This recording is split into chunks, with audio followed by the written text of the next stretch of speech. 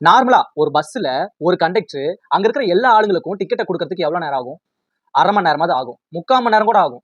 ஆனா ரஜினிகாந்த் நானு 10 நிமிஷத்துல அசால்ட்டா முடிப்பேன். வேகமாவும் வேலை இருக்கும், ஸ்டைலாவும் இருக்கும். எங்க கர்நாடகா பஸ்ல லேடிஸ்லாம் முன்னாடி இருப்பாங்க, ஜென்ஸ்லாம் பின்னாடி இருப்பாங்க.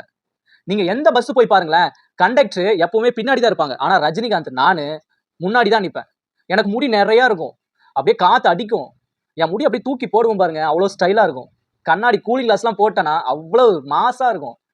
அது மட்டும் இல்ல, அந்த கைய அசைக்கிறது, அந்த நட, அந்த டிக்கெட் டிக்கெட் டிக்கெட் டிக்கெட்ன்னு பேசுற ஸ்டைலு செம்மையா இருக்கும். ஒரு நாள் கே. பாலச்சந்தர் வந்து எங்க கர்நாடகா பஸ்ல இருந்தாரு. நான் பார்க்குற ஸ்டைலு, நான் பண்ற அந்த ஸ்டைலு, நடக்கிறது, பேசுறது, இதெல்லாம் பார்த்து பாலச்சந்தர் சாருக்கு ரொம்ப புடிச்சு போயிருது.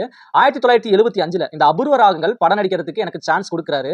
நான் அப்ப ஆரம்பிச்ச என்னோட சினிமா பயணம், இப்போ வேட்டையன் வரைக்கும் நிக்குது. இப்ப கூட நான் லோகேஷ் கனகராஜ் கிட்ட சில படங்கள் பண்ணிக்கிட்டு தான் இருக்கேன்.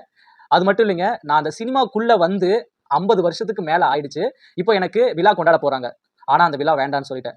என்ன ரீசன் அப்டின்னா, என்னோட பொண்ணு ஐஸ்வர்யா, என்னோட மருமகன் தனுஷ் அவங்களே டிவோர்ஸ் பண்ணிட்டு போயிட்டாங்க. இதுக்கப்புறம் நான் எதுக்கு விழா கொண்டாடணும்?